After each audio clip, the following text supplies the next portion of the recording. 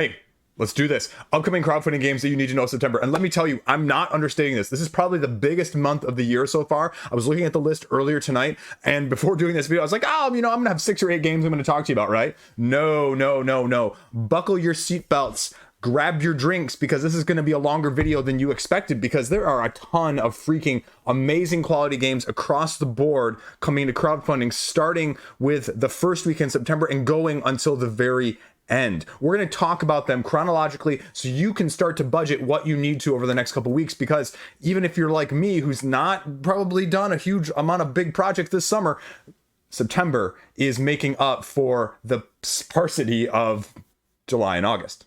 That being said, let's do this, right? Let's go.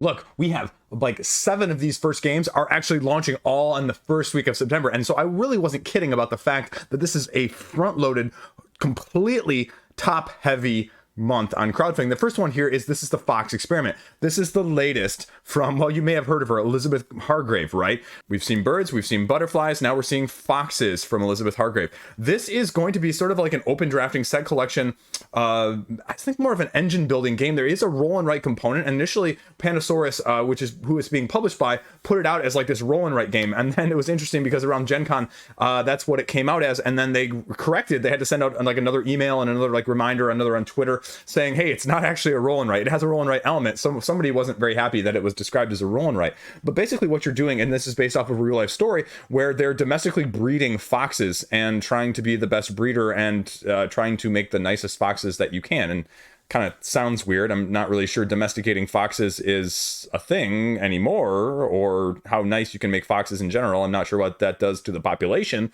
but the game appears to have some serious legs. People over at Gen Con were really raving about this game as one of the best in Gen Con from the rumors and the innuendos and the, mentions that I saw. Now, granted, take that for what you will, but it really looks like an intriguing premise, and I'm really interested to see what this can do. And this one is high on my watch list, probably one of the, if not the highest all month. And that's saying something with the star-studded lineup that we have going forward. Ultimately, though, like a lot of these, the biggest question with all of these, and I'll put this at the very front of the video, why am I getting this on crowdfunding? Why am I getting this on crowdfunding? Why am I getting this on crowdfunding and not elsewhere? So that is the first one up. Also launching directly opposite on the 6th, you have Garphill Games' latest venture, and this is a venture into the solo side of things, purely solo, and this is Legacy of You from Shem Phillips. This is going to be an interesting test of the market, because Garphill Games has done a really stellar job in a lot of their crowdfunding, but also in their crowdfunding, that's my point I just said, they have not really said, you know what, you need to get this game on crowdfunding, right? They're more than kosher with you picking it up at a later point. The only thing on Board Game Geek right now that we know is that there's some promo card that's going to be with it, and that's what most of the Garphill games have had on crowdfunding, is an additional promo set, whatever that entails. You are managing a village, trying to protect a village, not only from being flooded, but also from enemies attacking it in this solo game. Did I mention non-linear, resettable campaign game? Well, that's a blessing and a curse depending on how you feel about nowadays, because we have so many campaign games that do you have enough fortitude, do you have enough time, frankly speaking, to get another campaign game played?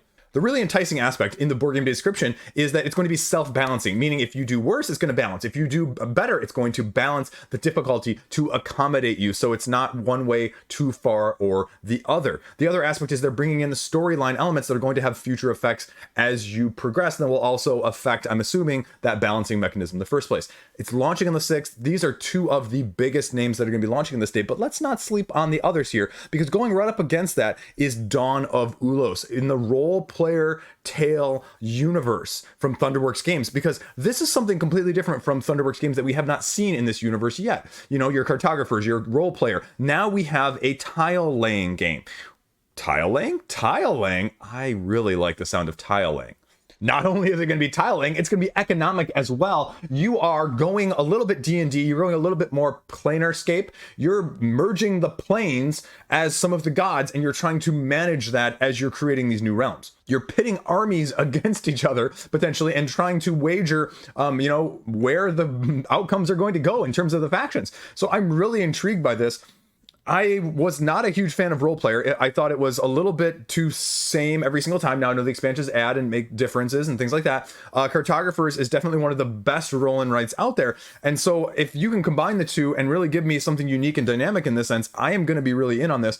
And I guess more like Garfield Games, Thunderwork Games has also been, okay, why am I getting this now? Because Role Player Adventures, which is going to be having a new expansion sometime in the future, maybe before the end of the year as well, coming to crowdfunding, the enticement of why to get it then was really just maybe a slight price discount, maybe getting it earlier more than anything else. So we'll see if Thunderworks has anything else in store for us when this also launches on the 6th. Another one that's going to be launching straight after this is Atlas Lost: Rise of the New Sovereigns. Now, you may be looking at this and going, wow, Chris, that really looks cool. This is really amazing. And now let me tell you that this is from the Japanese designer that brought you other Japanese games that have done really well on crowdfunding already. Aqua Garden, does that look familiar? Or the more recent Ostia? Yeah, same designer, and now we're getting something in the sci-fi realm, which is really exciting.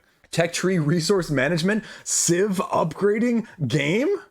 This sounds freaking sweet. AI basically devastated the world and you're trying to rebuild it as you go along. They've been sharing pictures and development on Twitter, and I've been following it for quite some time. So this is going to be one of those where, as I say with a lot of these Japanese games, if you don't get it on crowdfunding, you are probably not going to be able to get a copy. And I believe the designer sells like Aqua Garden now on his personal website, but it is literally like 100 or 200% of the cost potentially if you're going to get it from there, as opposed to when it was offered during the crowdfunding campaign. I'm assuming Ostia would be something similar, and so this would be no surprise if this can really live up to the other two games, as he seems to be getting better and better, deeper, more nuanced mechanisms as the two games have progressed. I'm really excited to see what can be offered in this one. I mean, doesn't this look freaking sweet? I mean, I don't even know if this is a game that's going to be even outside of my depth in terms of strategy and just weight, but I'm really excited to kind of see, because I didn't back either of the other two as much as I really kind of wanted to support it. And so you know me on this channel that I'm a big Japanese game supporter. So like I said with Legacy of You, do you have room? Do you have another of these campaign open world-esque games in you compared to all the other stuff that has come out in the last year and a half, 2 years on crowdfunding? You know, did you order Iridia? Did you order Lands of Galzier? Did you order any of those other ones that are very similar? And this is going to be another test of that market. This is really where we're seeing things evolve to. You know, we've seen the rise of dungeon crawlers. Now we're seeing the rise of open world games, and this is another in those lines. And the question is just going to be, how different is the storytelling? How different are the nuance and the mechanics? And again, what can you do, Game Trace? Show us what you got. Launching also on the 6th. Now, this one's actually launching on the 6th as well. This is probably the lowest of the recognition. This is Rise and Fall from Ludically. Full control, they say, strategic civ building game with some sort of bag or pool element building as well. Maybe deck building, actually. You know, the mechanism is there. But look at this. I mean, you've got this hex-based system in the civilization realm of things with a lot of nuance going on there. 6-card deck of actions that you're going to be taking that's going to be allowing easy access for anyone that's new to this style of game, but also not without the depth that I was just mentioning. It says no luck, no randomness. There you go. There's your controlling civ game. What is it going to look like? What are the differences going to be? I mean, it says playtime is also going to be 40 to 80 minutes, which also puts it at the considerably lower end of things if you're looking for that aspect of things, because that's really sort of a niche that hasn't really been filled well of a Sid building, you know, an hour or less. So we'll see what this does when it's going up against all these other heavy hitters on the 6th. Now, speaking of heavy hitters, but we're going over to the 7th, Merchant's Cove has now announced that they are going to be launching on the 7th with a Mastercraft edition with new expansions in this rondel tile placement, worker placement style game that already had a couple expansions to go along with it the first time around in crowdfunding. 4 new merchants are going to be going along with this, as well as other elements that are going to offer more variety. And Final Frontier Games, this has been relatively well received by a lot of people in the first place. Again, as a worker placement game, this isn't my ilk, but you know, I think a lot of people like this, and it did relatively well the first time around. It kind of flew under the radar a little bit, and then people got it and got excited about it, so it rode the hype. And now we're going to see what else they can offer. These 4 merchants, they say, are going to be more expert ones, so there's going to be a higher degree of strategic manipulation and difficulty from that aspect. So if you thought this game was too easy, maybe this is the thing to entice you to get it back to the table if you still have it sitting on your shelf and haven't played it in a while. So that is launching after that on the 7th.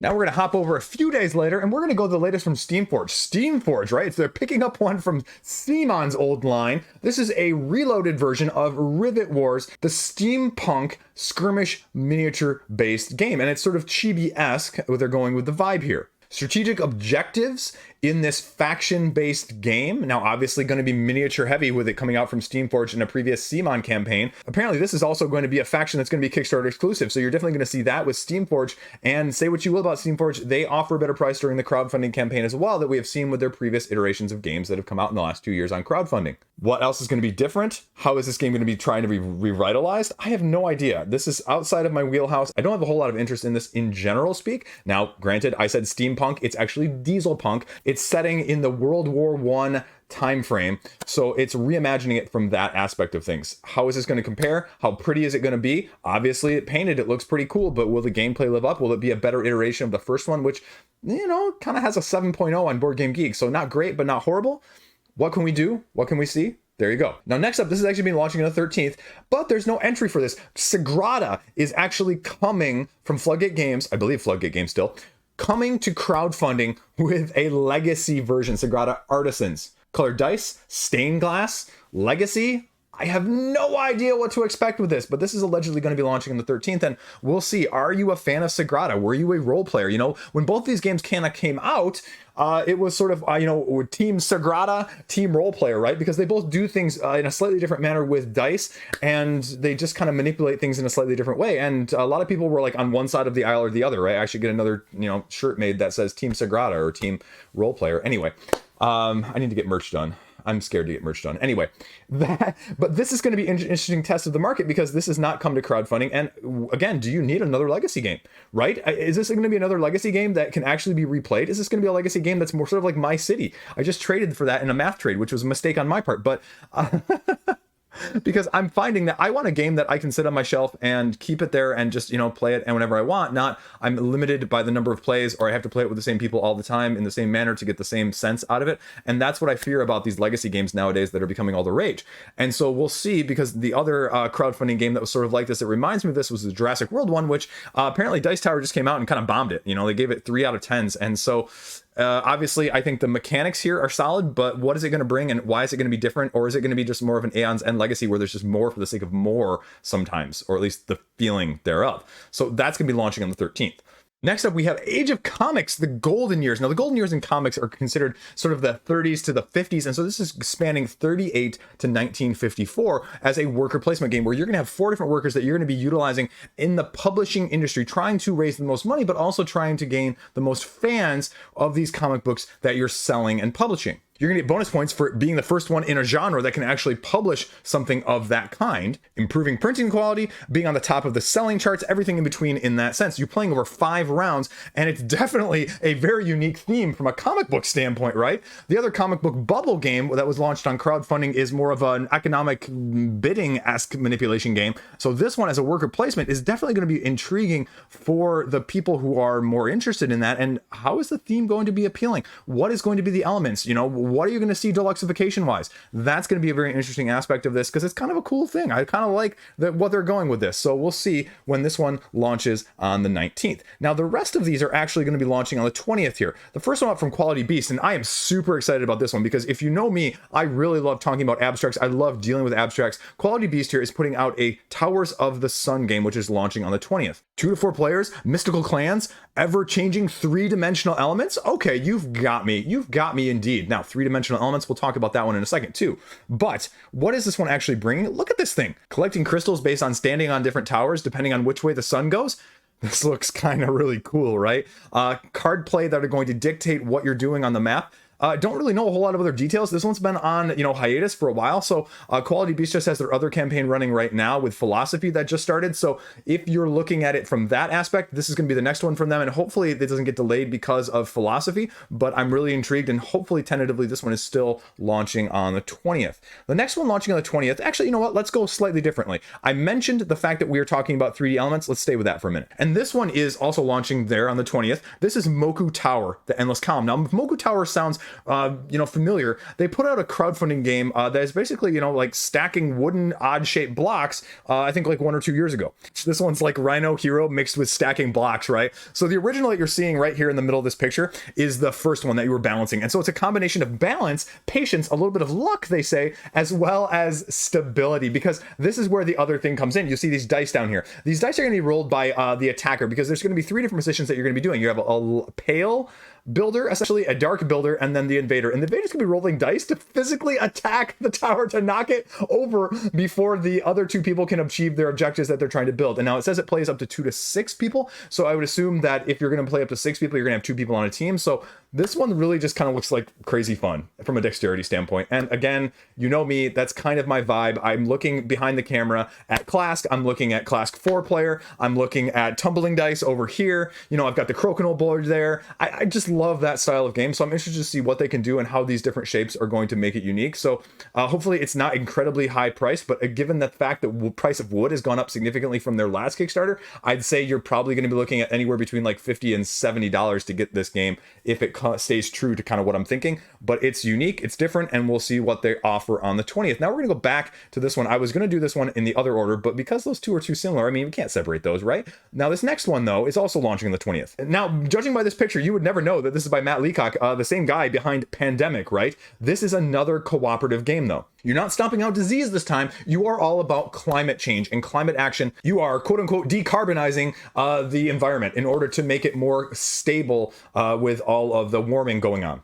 This is the game page. This is all that's there. The other interesting aspect is this is also launching on BackerKit, which has been slightly less than impressive right now. So we'll see what they can tell us and what they can give us. If any of the nations go into crises, or if the temperature gets too high, you lose. And so I'm really intrigued to see what he can do with a completely different theme and make it a slightly different variation of the other hard type cooperative Pandemic-esque games we've seen out there. So this is my sleeper hit right now of the month to keep your eye on for something that could really surprise you from that aspect of things. Now, I mentioned campaign games. This wouldn't be complete without a dungeon crawl campaign game, and this is a 1 to 4 player RPG Fateforge Chronicles of Kaan launching on the 20th as well. Now, the interesting aspect of this is they are really marketing this as a session-based game where you can play sessions in under 60 minutes, which is really appealing with a campaign-style game where sometimes the issue is that they last an hour or two, and if they last 2 hours or more, you're potentially looking at a lot of time being eaten up by that. And so if you can give me more of the scenario-based RPG-esque feel in a shorter time frame, well, then I'm intrigued, but I also don't want to have a ton of setup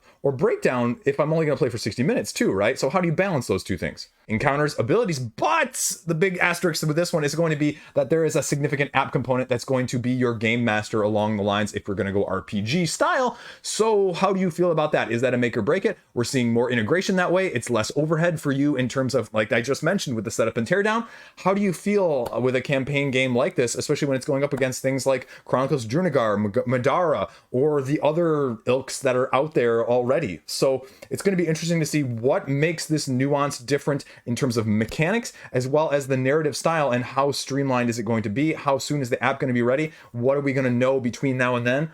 I'm intrigued to see Fateforge Chronicles of Kaan launching on the 20th. Now we're going to skip all the way to the 28th here, and we're going to go over to Redwood from Sit Down. This is another very interesting, aesthetically appealing game that we're going to see at the very end of the month. Now, this is going to be completely different than anything you would have thought based on this, but if you look very closely at the bottom of the picture is actually a camera. You're going to be taking panoramic pictures of animals as you progress through this game from different angles and different ways. 5 turns to get the most decorative and the most collective picture elements, represented by actual 3D plastic in some form, in order to win the game. This is an example of kind of what you're going to be seeing, but if this is a really light game where it says it's only going to be 45 to 60 minutes to play this, how do I feel about aesthetically not necessary miniatures? And that's going to be something that's going to also potentially affect the price point for a lighter style game.